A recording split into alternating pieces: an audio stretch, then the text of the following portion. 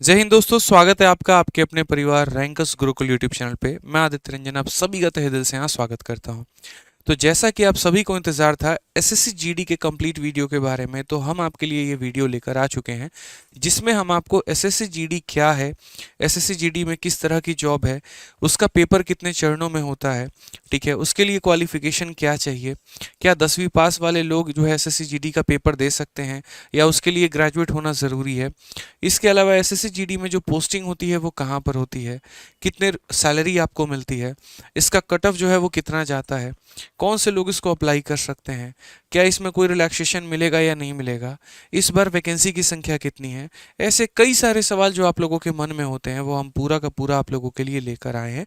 और इस वीडियो के अंदर में कंप्लीट जानकारी हम आपको देने वाले हैं। अभी हाल फिलहाल हमने एक IBACIO का हमने एक वीडियो बनाया और काफ़ी अच्छा बच्चों ने उसको रेस्पॉन्स दिया। तो जो मेरी सोच है वो यहाँ पर यही है कि अगर कोई भी फॉर्म आता है तो उसके बारे में मैं आपको सटीक और एकदम सही जानकारी दे पाऊँ, ताकि आप इस वीडियो के माध्यम से देखने के बाद में अपनी तैयारी को अग्रसर आगे बढ़ा पाएँ और मेहनत कर पाएँ। तो चलिए शुरू करते हैं। तो सबसे पहले अगर हम बात करते हैं तो जीडी जो है वो क्या है। जीडी का फुल फॉर्म की अगर हम बात करेंगे तो इसका मतलब होता है जनरल ड्यूटी, ठीक है। और जनरल ड्यूटी में किस तरह की ड्यूटी हो गई, तो एक तरीके से जैसे जो कांस्टेबल हो गए मेरे भाई पारा मिलिट्री फोर्सेस में। अब दिल्ली पुलिस कांस्टेबल जो होता है वो उसकी अलग वैकेंसी आती है, अलग फॉर्म आते हैं, वो अलग तरीके से उसका सिलेक्शन होता है। यूपी कांस्टेबल की अलग वैकेंसी आती है, अलग फॉर्म आता है, अलग सिलेक्शन होता है। लेकिन जो पारा मिलिट्री फोर्सेस हो गए हमारे, जैसे बीएसएफ हो गया, सीआरपीएफ हो गया, सीआईएसएफ हो गया, एसएसबी हो गया, आईटीबीपी हो गया, आसाम राइफल्स हो गया, तो इनके अंदर में एक तरीके से जो कांस्टेबल की बहाली आएगी वो किससे आएगी, तो वो जीडी से आएगी। पिछली बार इसकी संख्या जो है 50,000 से ऊपर के करीब की वैकेंसी थी, इस बार थोड़ी कम है, वो भी हम बताएंगे कितनी है। अब आप बोलोगे सर आपने सबका नाम लिया लेकिन एक एसएसएफ का नाम नहीं लिया। ये मेरे भाई पिछले कुछ समय के अंदर में इंक्लूड हुआ है जीडी के अंदर में, और सबसे ज़्यादा मारामारी जो है इसी पोस्ट को लेकर है। कारण यहाँ पर यह है क्योंकि इसकी जो पोस्टिंग मिलती है वो दिल्ली में मिलती है, और यहाँ पर एक तरीके का ये सिक्योरिटी फोर्स है। किसको सिक्योरिटी प्रोवाइड करवाता है, तो जैसे मंत्री हो गए, नेता लोग हो गए, उनको ये सिक्योरिटी प्रोवाइड करवाता है उनके आवास पे या जहाँ वो काम करते हैं वहाँ पे, ठीक है। दिल्ली में पोस्टिंग होने के कारण और मात्र 5 दिन की ड्यूटी होती है मंडे से फ्राइडे, तो सबसे ज़्यादा कट ऑफ जो जाती है वो एसएसएफ की जाती है। इसमें बहुत ज़्यादा पोस्ट भी नहीं होते हैं, कुछ लिमिटेड पोस्ट की संख्या होती है और उसी में अप्लाई करना होता है। तो पहले तो आप जान लीजिए कि जीडी में कितनी तरह की जो है यहाँ पर भर्तियाँ होती हैं। तो ये सारी भर्ती जो होती है वो जीडी के अंदर में होती है। उसके बाद बात करें तो इस बार हमारा जो टोटल पोस्ट है वो कितना है, तो इस बार जो टोटल वैकेंसी है वो 26,146 है।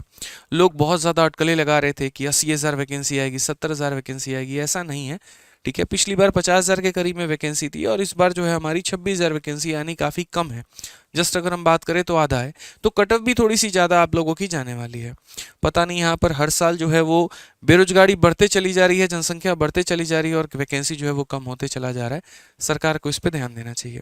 अगर हम बात करें तो इसका जो फॉर्म है वो आ चुका है और आप इसके फॉर्म को भर सकते हैं। या तो आप एसएससी की वेबसाइट से भर सकते हैं, या जैसे मैंने पिछली वीडियो में एक वेबसाइट का जिक्र किया था sarkariresult.com, आप वहाँ पर जाके इसका फॉर्म जो है वो भर सकते हैं, फिलअप कर सकते हैं। इसका जो फॉर्म स्टार्ट होगा वो 24/11/2023 से स्टार्ट होगा और एंड होने का जो डेट है वो हमारा 31/12/2023 है। इसके फॉर्म का जो लिंक है वो मैं अपने टेलीग्राम पर दे दूंगा, क्योंकि हमारा जो टेलीग्राम है वो सबसे आगे रहता है इन चीज़ों में। और यहाँ पर आपको जो है एक टेलीग्राम ज्वाइन करना है जिस पे जीडी का लिंक आ जाएगा, ठीक है। और आज ही की डेट में आप यहाँ पर जो है इस पे जाके देखिए, हमारा ये टेलीग्राम है मैथ्स बाय आदित्य रंजन, और यहाँ पर जीडी का हमने नोटिफिकेशन भी डाल दिया है, ठीक है।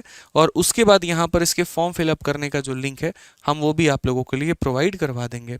जो नोटिफिकेशन है पूरा का पूरा यहीं पर है और इसी के नीचे में हम आपको लिंक भी प्रोवाइड करवा देंगे जिस पर क्लिक करके आप फॉर्म को भर सकते हैं, ठीक है।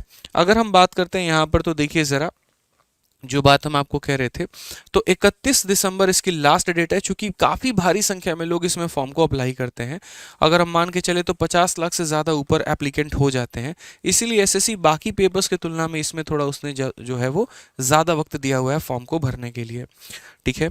साथ में गलतियां भी हो जाती हैं फॉर्म भरते वक्त, कई बार आपसे होती है, कई बार साइबर कैफ़े वाले से होती है, तो उसके लिए करेक्शन करने का भी उन्होंने समय दिया है। लेकिन ये करेक्शन फ्री ऑफ कॉस्ट नहीं होता, इसके लिए आपको कुछ पैसे देने पड़ते हैं। और ये 4 4 जनवरी 2024 से 6 जनवरी 2024 जो है यहाँ पर मेरे भाई करेक्शन करने का डेट होगा। बात आती है कि भाई चलो ठीक है, हम नौकरी करेंगे तो हमको पैसा कितना मिलेगा, ठीक है, मतलब पता चले कि बॉर्डर पर ड्यूटी कर रहे हैं, हर जगह पे ड्यूटी कर रहे हैं, पैसा काफ़ी कम मिले। तो देखिए गवर्नमेंट जॉब है, और गवर्नमेंट जॉब है तो सरकार आपकी हर चीज़ों का ध्यान रखती है, ठीक है। इसमें जो आपको सैलरी मिलती है वो यहाँ पर 30,000 से लेकर लगभग 60,000 तक जाती है। अब आप बोलेंगे सर 60,000 तक की भी सैलरी जीडी से है, बिल्कुल है, उस समय दरमियान जब आपके प्रमोशंस होते रहते हैं तो वहाँ पर मिलता है। दूसरा, इसकी सैलरी कभी फिक्स नहीं होती। जैसे मान लीजिए कि हम भी सीआईएसएफ में जॉब कर रहे हैं, अभी सीआईएसएफ में जॉब कर रहे हैं, लेकिन हम नॉर्मल एरिया में कर रहे हैं और आप नक्सली एरिया में कर रहे हैं, तो आपकी सैलरी मेरे से ज़्यादा होगी। यानी रिस्क फैक्टर भी एक बहुत बड़ा फैक्टर हो जाता है, और उसके आधार पर भी जो सैलरी है वो तय की जाती है। जैसे सीजल में एक्स हो गया, वाई हो गया, जेड हो गया, 3 टीयर सिटी के आधार पर जो है वो सैलरी मिलती है। एक इनकम टैक्स इंस्पेक्टर अगर बिहार के छोटे से डिस्ट्रिक्ट में है और एक वहीं पर मेरे भाई मुंबई जैसे महंगे शहर में है, तो मुंबई वाले की सैलरी हमेशा ज़्यादा होगी, क्योंकि वहाँ की महंगाई ज़्यादा है। उसी तरीके से यहाँ पर भी जो है वो मेरे भाई निर्धारित किया जाता है। अगर हम बात करें उसके बाद में लेकर कि एप्लीकेशन जो आप फॉर्म भरेंगे तो उस फॉर्म का क्या निःशुल्क है या कोई चार्ज है, तो एप्लीकेशन का जो फीस है मेरे भाई, जनरल हो गया, ओबीसी हो गया, ईडब्ल्यूएस हो गया, इसके लिए 100 रुपये हैं। एससी एसटी के लिए कोई भी चार्ज नहीं है, और फीमेल कैटेगरी के लिए भी कोई भी चार्ज नहीं है। यानी आप फॉर्म भरेंगे तो आपसे कोई भी पैसे नहीं लिए जाएंगे, कोई भी मतलब एक तरीके से चार्ज नहीं वसूला जाएगा, ठीक है। अब इसको अप्लाई करने की जो हमारी एक एज लिमिट है वो कितनी है, तो जैसा कि आप देख पा रहे हैं कि कम से कम इसके लिए अप्लाई करने के लिए 18 साल होना चाहिए, और मैक्सिमम जो होना चाहिए वो 23 साल होना चाहिए। यदि आप 23 साल से ऊपर हैं तो मेरे भाई आप ये पेपर नहीं दे पाएंगे और आपके इसके लिए एलिजिबल नहीं है। क्योंकि देखिए जो पारा मिलिट्री फोर्सेज होते हैं ना, तो उनमें जो रिक्रूटमेंट होती है, जो चयन होता है, वो काफ़ी कम एज पर ही किया जाता है। ज़्यादा एज वाले लोगों को लेने का मतलब यहाँ पर नहीं बनता है, इसीलिए काफ़ी कम उम्र में इसकी भर्ती की जाती है, ठीक है। साथ में आप कैसे चेक कर पाएंगे कि आप इसमें एलिजिबल है या नहीं, तो जो आपका डेट है, मतलब candidate should not have been born earlier than इतना एंड लेटर देन इतना। कहने का मतलब आपका जन्म इसके पहले नहीं होना चाहिए और इसके बाद का नहीं होना चाहिए। यदि आपका जन्म 2007 का है तो आप इसके लिए एलिजिबल नहीं है, और यदि आपका जन्म इसके पहले का है, 2000 का या 2002, मतलब इस तरीके से करके यहाँ पे, ठीक है, मतलब इसके पहले 2001 के पहले हैं तो आप उसके भी एलिजिबल नहीं है। मतलब आपका जो डेट ऑफ बर्थ है इसके बीच में होना मांगता है, ठीक है।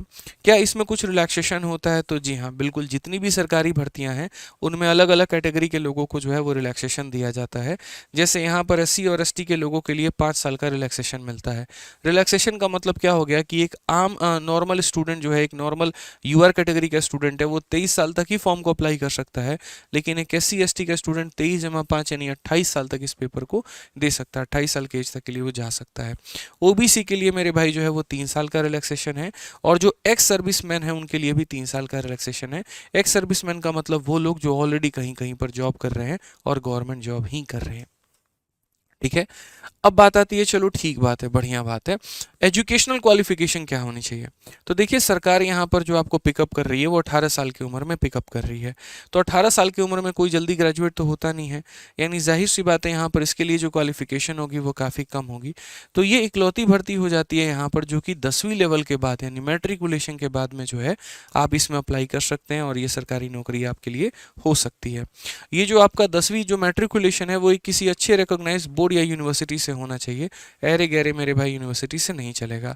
या तो सीबीएसई से हो, या फिर आपके अपने स्टेट जो होते हैं, जैसे बिहार में बीएसएबी हो गया, ठीक है, और काफ़ी अलग अलग स्टेट के भी बोर्ड होते हैं, आप वहाँ से अगर आपने किया है तो उसकी मान्यता मानी जाती है, ठीक है।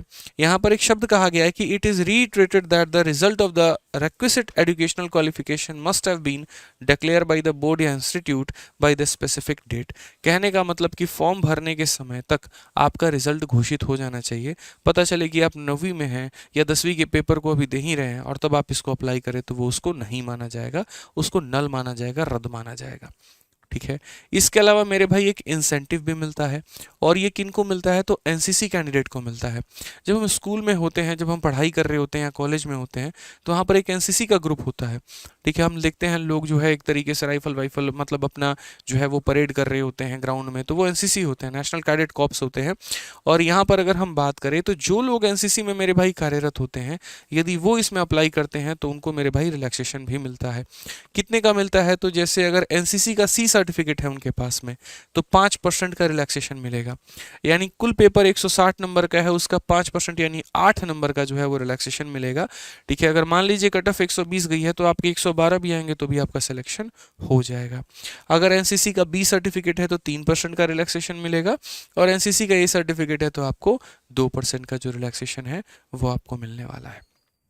ठीक है, नेक्स्ट अगर हम बात करते हैं तो पेपर का पैटर्न क्या होता है, तो देखो पेपर दो भागों में होता है। एक आपका रिटन हो गया जिसको हम ऑनलाइन पेपर बोलेंगे, और दूसरा हमारा पीटी और पीएसटी हो गया जो कि आपका फिजिकल एंड्योरेंस टेस्ट हो गया और फिजिकल स्टैंडर्ड टेस्ट हो गया।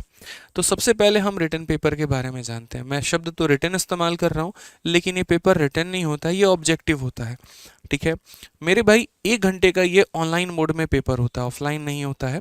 और ऑनलाइन मोड में 1 घंटे के पेपर में 20 सवाल आपके रीजनिंग के पूछे जाते हैं, 20 जो है वो आपके रीजनिंग जीएस के पूछे जाते हैं, 20 आपका एलिमेंट्री मैथमेटिक्स।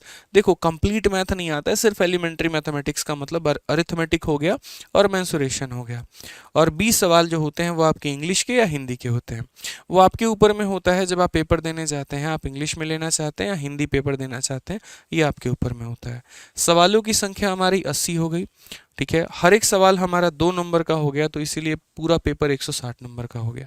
सीजीएल और सीएचएसएल के जो प्री होते हैं उनमें जनरली हमारे 100 सवाल रहते हैं, लेकिन अगर हम इसकी बात करें तो यहाँ पर 80 सवाल होते हैं। और यहाँ पर जो टाइम मिलता है आपको वो 60 मिनट का समय मिलता है, और 60 मिनट के अंदर में आपको ये पेपर देना होता है।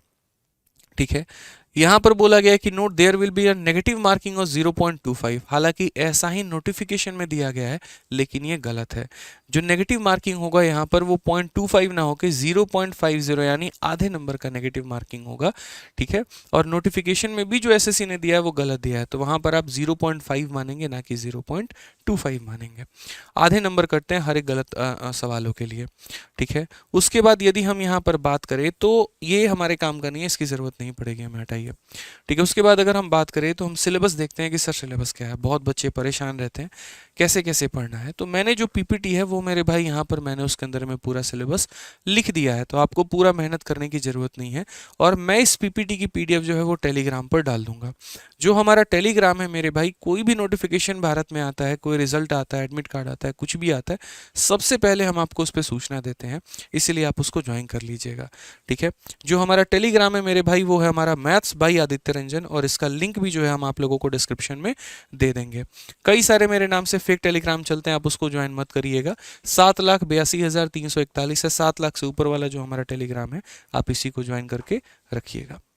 ठीक है, आ जाइए चलिए नेक्स्ट बात अगर हम करते हैं यहाँ पे, तो जिस तरीके से ये हमारा पूरा हो गया, ये देखो सबसे पहले रीजनिंग का सिलेबस हो गया, फिर हमारा जीएस का सिलेबस हो गया, फिर हमारा मैथमेटिक्स का सिलेबस हो गया। मैथमेटिक्स में कंप्लीट अरिथमेटिक होता है, सिर्फ एक टॉपिक जो है वो एडवांस का है और वो है हमारा मेंसुरेशन। और बहुत ज़्यादा हाई लेवल का क्वेश्चन इससे भी नहीं आता है, नॉर्मल क्वेश्चन रहता है। ठीक है, अगर हम बात करते हैं यहाँ पर तो पेपर को आप इंग्लिश में भी दे सकते हैं, हिंदी में भी दे सकते हैं, और इंग्लिश और हिंदी का सिलेबस आपका यहाँ पर ये है। चलिए मान लीजिए कि आपने पेपर दे दिया, रिटन आपका हो गया। अब बात करते हैं उसके बारे में, फिजिकल एफिशिएंसी टेस्ट के बारे में। ठीक है, तो फिजिकल एफिशिएंसी टेस्ट में क्या होता है, तो जो मेल कैंडिडेट हैं उनको मेरे भाई 5 किलोमीटर भागना होता है 24 मिनट के अंदर में। ठीक है, और उसके बाद यहाँ पर जो है फीमेल कैंडिडेट को भागना होता है 1.6 किलोमीटर इन हमारा कितना मिनट, इन 8.5 मिनट। यहाँ पे अगर आप 1 सेकंड भी ज़्यादा लेते हैं तो आपको डिस्क्वालीफाई माना जाएगा।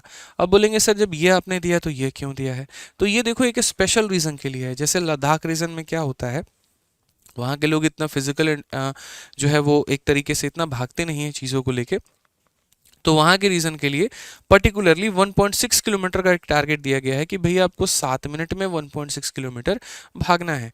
अगर हम सीपीओ में बात करें तो मेल को जो है 1600 मीटर भागना होता है, और कितने में, वो भी तो 6.5 मिनट में। तो लद्दाख रीजन वालों के लिए 5 किलोमीटर की रेस ना होकर कितनी हो जाती है, 1.6 किलोमीटर की हो जाती है। और फीमेल कैंडिडेट के लिए मात्र 800 मीटर का रेस रहता है 5 मिनट में। ठीक है, नेक्स्ट अगर हम बात करते हैं तो वो तो हमारा एंड्योरेंस मतलब एक तरीके से एफिशिएंसी टेस्ट था कि भैया हम कितना भाग पा रहे हैं। लॉन्ग जंप, हाई जंप, ऐसा मेरे भाई इसके अंदर में कुछ भी नहीं है।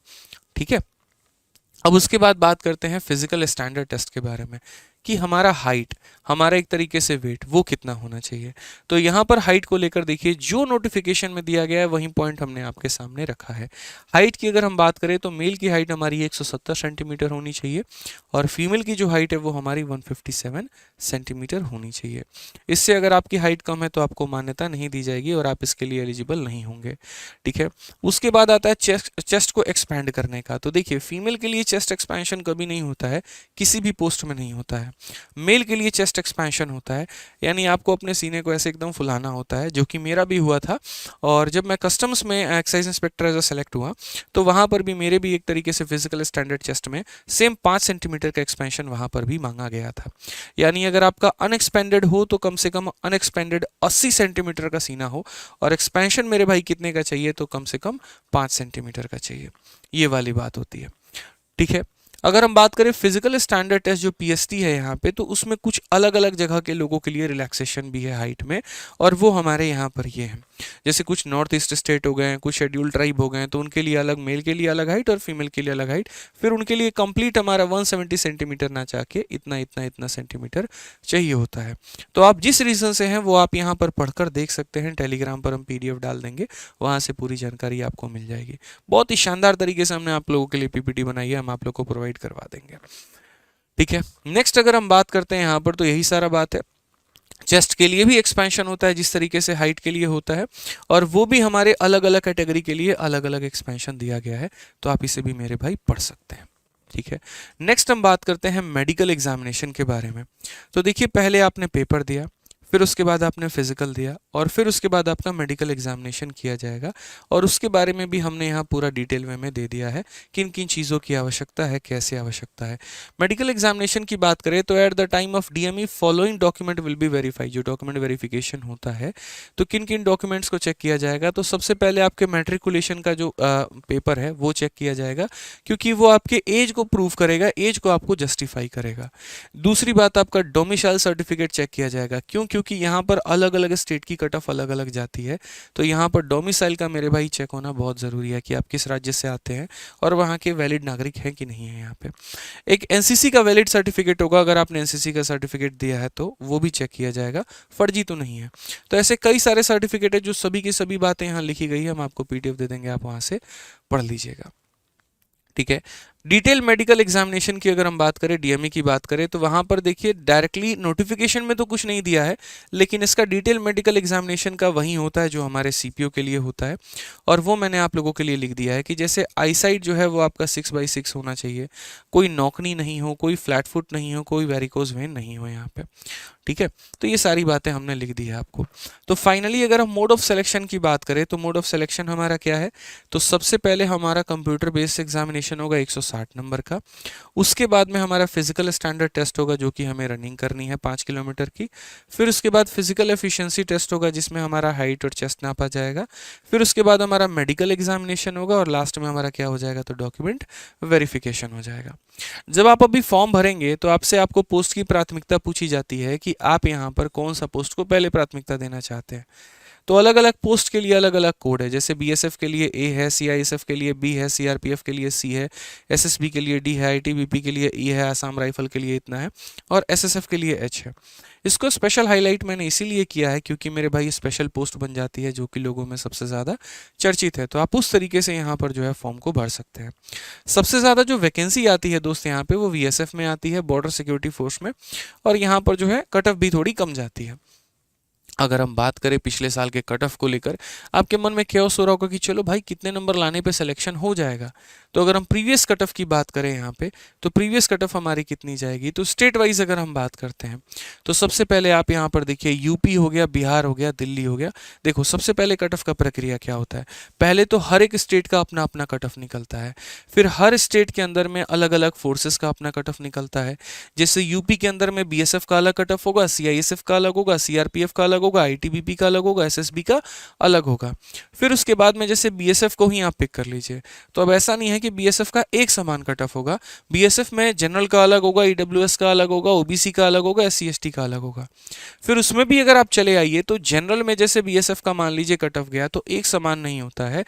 जनरल एरिया का कट ऑफ अलग जाता है, बॉर्डर एरिया का अलग जाता है। अगर जनरल एरिया का 120 गया तो बॉर्डर एरिया का या नक्सल एरिया का जो है वो 110 या 112 के करीब में रहता है। 8 से 10 नंबर का वेरिएंस जो हो जाता है वो मेरे भाई हो जाता है। और सिर्फ जनरल की मैं बात कर रहा हूँ।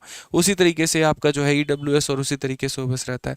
यानी आप देख सकते हैं कि इस चेन में तरीके से यहाँ पर काम किया जा रहा है कि पहले स्टेट, फिर उसके बाद यहाँ पोस्ट, फिर उसके बाद कास्ट, और फिर उसके बाद यहाँ पर अगर हम बात करें तो मेरे भाई एरिया के ऊपर में। ठीक है, नेक्स्ट बात करें तो यहाँ पर एक पोस्ट जो कि सबसे ज़्यादा आप लोगों के लिए चर्चा में है, ठीक है, जो कि एसएसएफ है, तो उसकी कट ऑफ कितनी गई थी। देखो पेपर जो था वो 160 नंबर का था, जो रैंक 1 आए थे उनका यहाँ पर 158 नंबर आए थे, 158 आफ्टर नॉर्मलाइजेशन। ठीक है, और एसएसएफ की जो कट ऑफ जाती है वो सबसे ज़्यादा जाती है क्योंकि इसके अंदर में काफ़ी कम पोस्ट होते हैं, और यहाँ पर इसकी जो कट ऑफ गई है ईडब्ल्यूएस के लिए वो 148 है, एससी के लिए मेरे भाई यहाँ पर 139, एसटी के लिए इतना, ईएसएम के लिए इतना, ओबीसी के लिए इतना, और जनरल के लिए 149 है मेरे भाई। ये मेल कैटेगरी में है और उसी तरीके से यहाँ पर ये फीमेल कैटेगरी में है। चलिए तो मेरे भाई उसके बाद हमने एक स्पेशल स्लाइड आप लोगों के लिए तैयार किया है और उसके अंदर में हमने प्रीवियस ईयर कट ऑफ 2023 का हमने पूरा आंकलन किया है। यहाँ पे मैंने कुछ स्टेट यहाँ पिकअप किया, जैसे देख सकते हैं यूपी, बिहार, दिल्ली, मध्य प्रदेश, हरियाणा, राजस्थान, महाराष्ट्र, गुजरात, वेस्ट बंगाल, छत्तीसगढ़, झारखंड। ठीक है, सभी स्टेट्स में, ऐसा नहीं है सिर्फ इतने ही है, और भी काफ़ी सारे स्टेट हैं, लेकिन मैं एक आइडिया आपको देना चाह रहा था। इस स्टेट्स को पिकअप करने के बाद मैंने इनकी कट ऑफ देखी, और यहाँ पर जो कट ऑफ जो मैक्सिमम है यहाँ पे वो कितनी गई थी, तो उत्तर प्रदेश की सबसे हाईएस्ट कट ऑफ 139 गई थी, बिहार की सबसे हाईएस्ट कट ऑफ 132 गई थी, और ये आफ्टर नॉर्मलाइजेशन है। यानी यदि आप इतने नंबर लेकर आते हैं जनरल कैटेगरी में तो आप किसी भी पोस्ट में आपका सिलेक्शन हो सकता है। हरियाणा में यदि आप इतने नंबर लेकर आते हैं तो आपका किसी भी पोस्ट में सिलेक्शन हो सकता है। ठीक है, उसी तरीके से अगर ओबीसी की बात करें तो ओबीसी में है, जहां पर स्टार मार्क्स 1 किया गया, इसका मतलब यहां पर उसमें पर्टिकुलरली एक ही पोस्ट था। जैसे राजस्थान में जो सबसे हाईएस्ट कट ऑफ गई थी उसके लिए मात्र एक ही पोस्ट यहां पर था, और उस पोस्ट के लिए कट ऑफ हमारी थी। ठीक है, नेक्स्ट बात करते हैं इसकी जॉब प्रोफाइल कैसी होती है। तो देखो जॉब प्रोफाइल बहुत ही शानदार होती है यहाँ पे। अगर हम बात करें तो पोस्टिंग इसमें ऑल ओवर इंडिया मिलता है। ठीक है, आपको अलग अलग हेडक्वार्टर्स में, बॉर्डर एरिया में और नॉर्थ ईस्ट स्टेट में मेरे भाई काम करने का मौका मिलता है।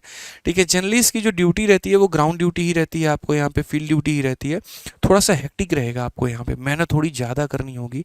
ठीक है, और यहाँ पर आपको वेपन्स भी होते हैं, वो भी आपको सप्लाई किए जाते हैं, क्योंकि बॉर्डर एरिया में आप हैं तो ऐसे तो है नहीं कि निहत्ते आपको दे दिया जाएगा, लो भैया तान के सीना इसे खड़े हो जाओ, कौन आ देगा मार देगा इधर, ऐसे नहीं होगा। पूरा प्रॉपर ट्रेनिंग दिया जाएगा और बॉर्डर की पूरी सिक्योरिटी जो रहेगी वो आपके पास में रहेगी। तो चलिए तो बात करते हैं यहाँ पर कि वन पोस्टिंग वेरी टफ। इसका मतलब यहाँ पर ये हो गया कि जैसे आपको अलग अलग जगह पर पोस्टिंग मिलेगी, लेकिन उसमें एक पोस्टिंग ऐसी होगी जो आपकी ज़िंदगी की सबसे टफ पोस्टिंग होगी। वहाँ पर आपको हर विपद परिस्थिति से होकर गुजरना पड़ सकता है, और ये ऐसा इसीलिए किया जाता है ताकि कभी अगर आपको मेरे भाई ऐसे क्रिटिकल कंडीशन से पास होना पड़े तो आप उसके लिए तैयार रहें। ठीक है, जॉब सिक्योरिटी की तो बात करते ही नहीं है, सरकारी नौकरी है तो जॉब सिक्योरिटी तो होगी ही होगी, इसमें कोई दिक्कत की बात ही नहीं है। ठीक है, जब तक आप सही हैं आपको कोई नौकरी से आपकी नहीं हटा सकता है। रिस्क टू लाइफ है बिल्कुल यहाँ पे, जहाँ पर भी वेपन्स की बात आ जाती है, फील्ड ड्यूटी की बात आती है, जहाँ पर आप अलग अलग लोगों से डील करते हैं, इनफैक्ट यहाँ पर अलग कंट्री से भी डील करना पड़ सकता है, तो वहाँ पर तो लाइफ में रिस्क होगा ही होगा। यहाँ पे प्रेस्टिजियस जॉब है, कहने का मतलब यहाँ पर आपको काफ़ी ज़्यादा एक तरीके से थोड़ा पावर वाला महसूस होगा, यहाँ पे अच्छा फील होगा। आपके गांव कुनबे के लोग जो हैं वो भी काफ़ी अच्छा फील करेंगे कि लड़का हमारा आर्मी में है, देश की सेवा कर रहा है, तो वो एक अलग से देशभक्ति जागती है मेरे भाई, और उसके लिए अलग से दिल में जो है आप लोगों के लिए एक इमोशंस आता है, एक अलग ही मेरे भाई एक तरीके से रेस्पेक्ट जो है वो झलकती है इस पोस्ट के लिए। तो सैलरी अलाउंस की बात करते हैं तो सैलरी अलाउंस में कोई दिक्कत है ही नहीं, बढ़िया सैलरी है यहाँ पे, जो कि हमने शुरू में ही आपको बताया था 30,000 से 60,000 के बीच में, और टाइमली आपको पेमेंट मिल जाता है, घर वाले भी खुश रहते हैं, आप भी खुश रहते हैं। तो पूरे जीडी के बारे में आप लोगों ने बहुत ही शानदार तरीके से समझा कि क्या पोस्ट होता है, कितनी कट ऑफ जाती है, किस तरीके से आप तैयारी करते हैं। अब जीडी के लिए हमारा एक स्पेशल बैच भी आता है, ठीक है, और अभी रिसेंट में हमारा लॉन्च हुआ है, जिसमें जीडी में आपको पूरी की पूरी हमारी टीम पढ़ाएगी। हमारे पुष्पेंद्र सर हो गए, शिवान सर हो गए, पूरी जीएस की टीम एक तरफ है। इंग्लिश में आपको प्रशांत सर पढ़ाएंगे, हिंदी आपको स्वाति मैम पढ़ाएंगी, मैथ्स आपको जो है हमारे धर्मेंद्र सर पढ़ाएंगे, और करंट अफेयर में जो है हमारे अमित सर पढ़ाएंगे। तो ये पूरा जीडी का बैच हमारा आरजी स्टेट एग्जाम पर है, जिसकी फीस मात्र 399 रुपये है। अभी ऑफर प्राइस है, बाद में इसकी फीस 699 हो जाएगी, तो आप यहाँ से एनरोलमेंट कर सकते हैं।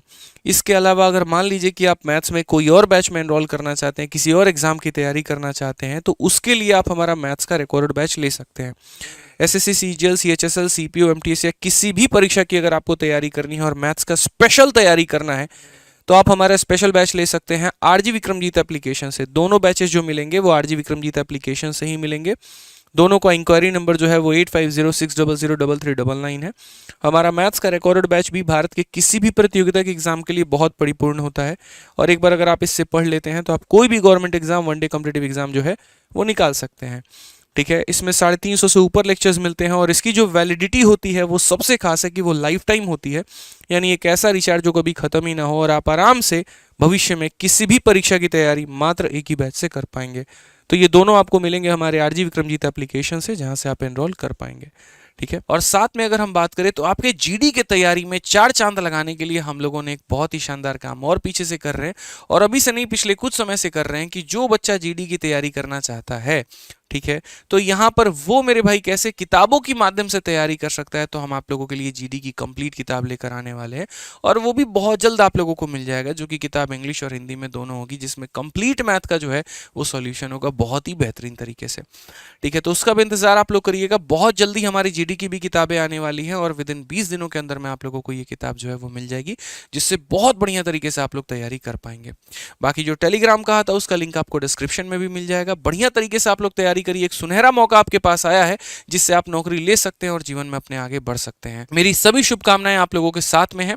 बढ़िया से तैयारी करो, बहुत आगे बढ़ो जीवन में, और कोई भी प्रकार का कोई भी डाउट है तो वीडियो के कमेंट बॉक्स में जरूर छोड़ दीजिएगा।